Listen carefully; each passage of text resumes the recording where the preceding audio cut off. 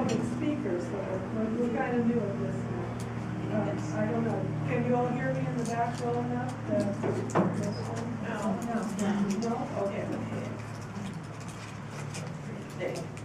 Is this better? Yes. Oh, good. When Leslie invited me to come, she said there would be a group of mystery writers. And I was going, wow, that sounds like a lot of fun. Where do I fit in this? My first novel, Hidden Mickey, is a story about Walt Disney and leaving behind a diary before he died in 1966. And the diary hints about a hidden treasure, and he gives the first clue that would lead to this treasure. So I'm thinking, well, you know, in a mystery sense, I think of whodunit. You know, we have a body in a sealed room and no way to get in or out, so how's there a body? How this happened? But in my case now, we know who did it. This was Walt Disney, that he left it, or did he? We have a few extra people that we introduced in the novel that may or may not have been instrumental in what took place in the clues. But now we have a 36-year-old diary. Walt died in 1966. The novel takes place in the year 2002. So now maybe this is the mystery of this. Does it actually lead to a treasure? What will they find when they get there? I tried to end each chapter with the next clue. So those who are researchers in their own right, which was one of my roles in this, was researching Walt's life.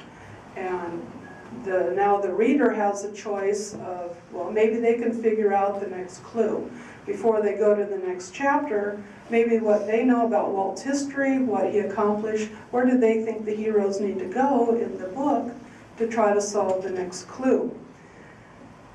Now, the clues are also 40 years old. You see, I'm relying heavily on notes here. Now everything is now 40 years old. What changes in 40 years? Well, basically everything. Think of yourself 40 years ago. Yeah. What are they going to find when they arrive at their destinations? Now, there are some places that I wanted to go in the novel, in Walt's history, that I thought were very interesting, like the Newman Theater in Kansas City. This was a gorgeous theater in its time. I think they did the Walt's, what happens when you don't write it down? The Laugh-O-Gram series, he did those. The Silly Symphonies, I think they were the ones that premiered there. And the theater's gone. Now it is a part of the central part of a business area. I don't even think there's a placard there that's of this beautiful ornate theater that was absolutely gorgeous. So what are our heroes going to find when they figure out where they need to go in their search? Now the sequel has just been released. Hidden Mickey 2, it all started. Hidden Mickey we have as the subtitle, Sometimes Dead Men Do Tell Tales. Kind of goes along with the Pirates of the Caribbean ride at Disneyland. Are there any Disney fans here that like going to the park? Oh, thank you all for coming to be here. You know, the Pirate of the Caribbean was what Walt was working on right before he died, so it was very important to him. And we use this as the theme for Hidden Mickey 1. Now, in Hidden Mickey 2, one of the heroes in the first book is now on his own, and it picks up right where the first one left off. He finds himself now in possession of a new clue. Now, he has the mystery of, is it going to be leading back to the same place where they went to in the first place? Seems to be, if Walt wanted to be remembered, he wanted to have his legacy done, he would be leading to a certain ending, which they thought they had arrived at Hidden Mickey 1. But now here's a new clue from a new area, so now he's going to be trying to solve that. Now, when we did come up with Hidden Mickey 2, we had to decide what format, you know, for solving clues with Mickey 1 actually, and the places to visit. I said, you know, we had to weigh, you have to get the character, they have to get the clue.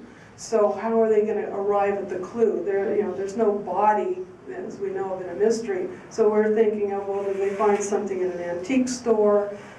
Do they go to a yard sale, as somebody said, in around Anaheim area, there's yard sales, you can get all kinds of neat things that you wouldn't find. Or is there an excavation somewhere and someone digs up something? What I came up with Hidden Mickey is a race that they actually do hold at the park called Mouse Adventures. And it's like a road rally thing through the park. You have a certain number of time, you have 12 different types of quests. Any way you want to go, just do it. Go out there, solve the clues, get back as fast as you can. So I got, well, they're going to be in the park. They're going to be going places that people don't usually go to. So I used that idea, and I wrote my own quest. I did 12 different things that people can actually do in the park. And one fun thing we did, Russ does Twitter for me. We got a tweet back from one of our readers, and she says, I'm standing in front of the Golden Horseshoe Room now. I'm counting the rubies on the sign like they're doing in the quest. So I thought that was pretty cool. They actually had the book there, and they were running the test.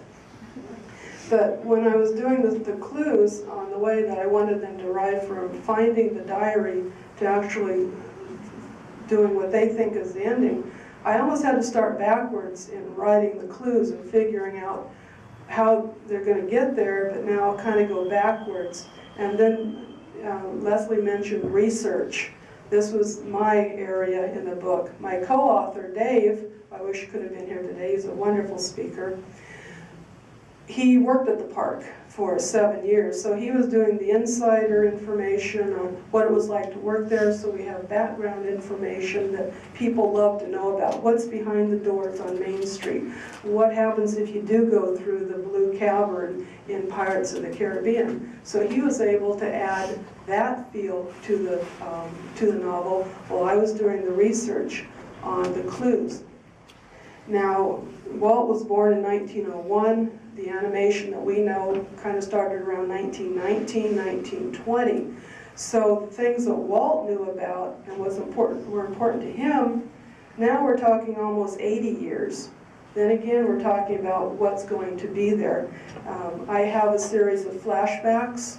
So even though the novel's set in 2002, you're going back into the past with Walt, maybe seeing him as how it would be of him going back to these places that were important to him. What would they be like for him then? And then have the heroes pick up in modern day and what they need to do once they get to their spots. In Hidden Mickey 2, of course, we didn't want to go over the same ground. I had to come up with a different idea of clues. And we didn't do it as clue-driven as we did with Hidden Mickey 2. We wanted to do more of a story. They're very family-friendly novels. About the age group was 10 and up, basically, if the child is really a good reader. But they're mostly written for the adult reader who has a love for Disney, an admiration for Walt. We have notice on the cover here, there's a pendant on the front cover. If one of the prongs hadn't broken, I would have been wearing it today. But this is what we came up with as an idea to kind of drive the storyline with Hidden Mickey 2, and we'll be going into Hidden Mickey 3, subtitled Wolf, that we are now working on.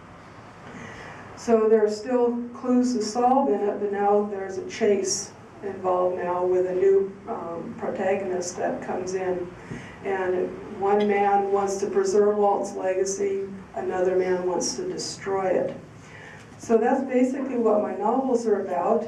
I had somebody ask me about how my co-author Dave and I met. He did work at the park for 7 years. I've been going to the park since about 1962. And I met him in '81. And we became good friends. He was a keelboat pilot at the time, which I loved the ride, and he was just really hilarious in his spiel. We became good friends, but we lost track of each other in 1985. Now, he went off, he quit the park, he went off, he got married, I went on to my things. I started trying to write Star Trek novels. And as you brought out, you need to know what the companies require in what they wrote, which I just wrote because I wanted to write. It wasn't, you know, I was seeing my favorite characters weren't getting the parts I wanted them to have, so I wrote it. My best friend says, well, why didn't you send it to Star Trek? I go, okay. So I sent my things off without knowing anything about what they wanted. So my Star Trek days ended probably within a year of when they started, but it was fun. I had 3 novels out of it that I still enjoy reading and put on my friends when they aren't watching what they ask for. I found Dave on the internet in 1999, and through one site that Russ was looking for classmates on, we got reconnected all over the internet. I found out he's now living in Utah, which why I can't find him when I go down to Disney and I'm looking for him. So he's in Utah with his family. So over the course of the years, we're sending things back and forth. He's writing little things. I'm writing stories based on the murals here in town that I'm sure all of you have seen. Some of them just capture my idea, and I write a short story on them. In '08, Dave wrote me. He goes, I got a great idea last night. He goes, I saw the movie National Treasure, and I loved it. He goes, I woke up in the middle of the night and I was thinking, Walt Disney, who better to leave clues or something like that than Walt Disney? I go, well, that's a great idea. He goes, do you want to help me write the book? I go, okay. So what do we do now? He goes, well, let's do an outline. Okay.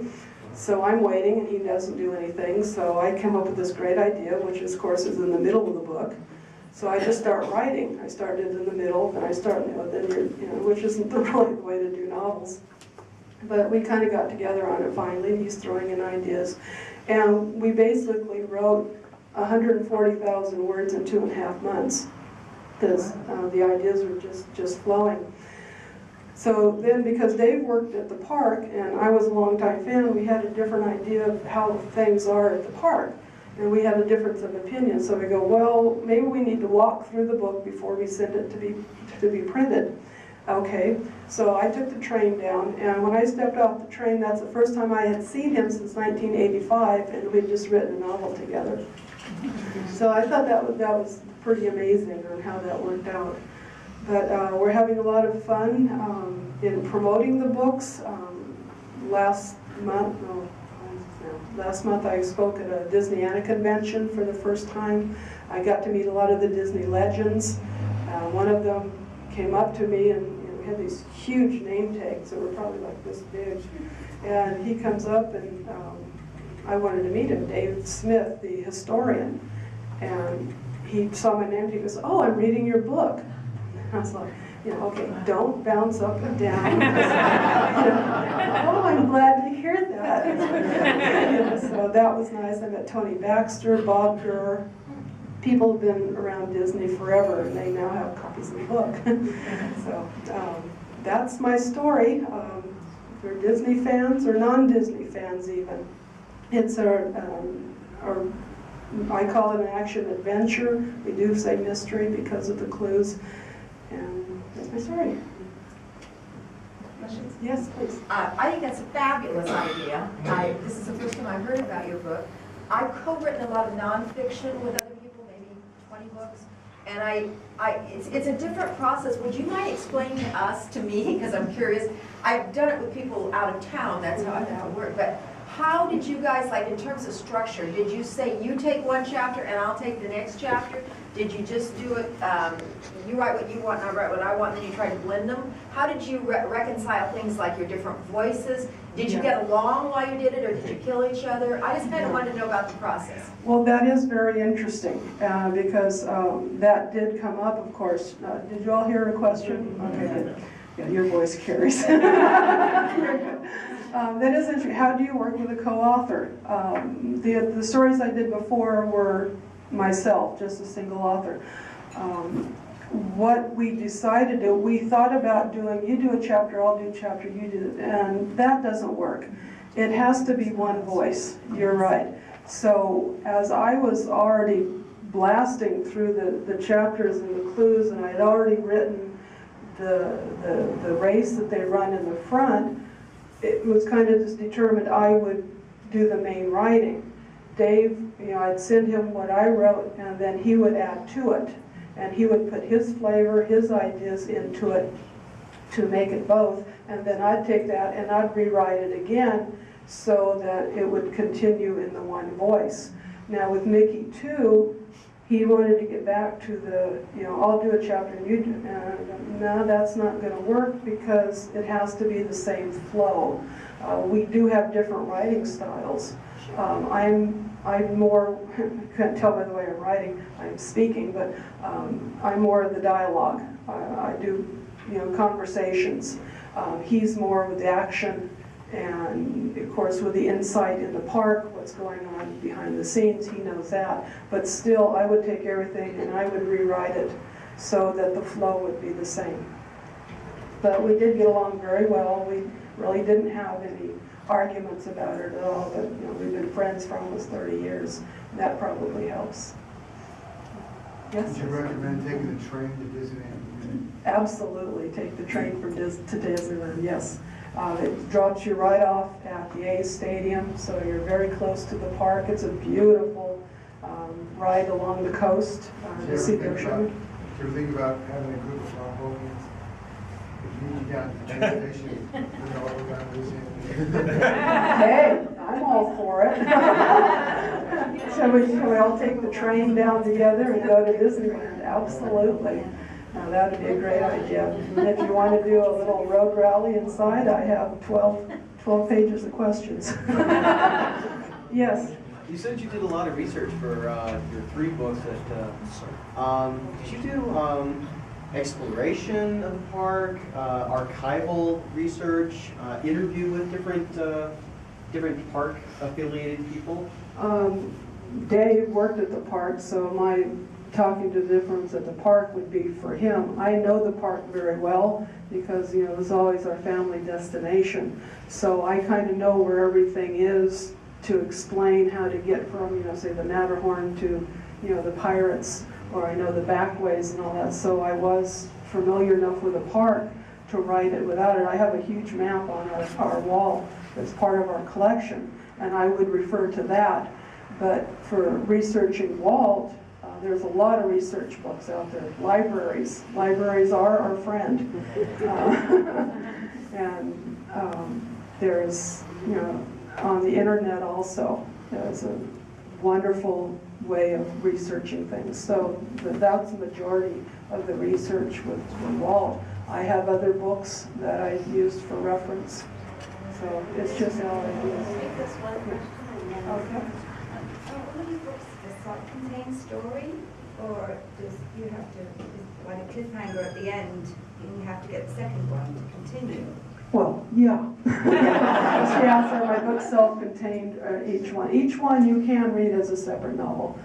But because, there's a cliffhanger ending in number 1, if you started with number 2 and then decided you wanted to read number 1, that aspect of it would be taken away. But it can be read individually. And if you have other questions, we'll have a book signing afterwards and you can talk to Nancy afterwards.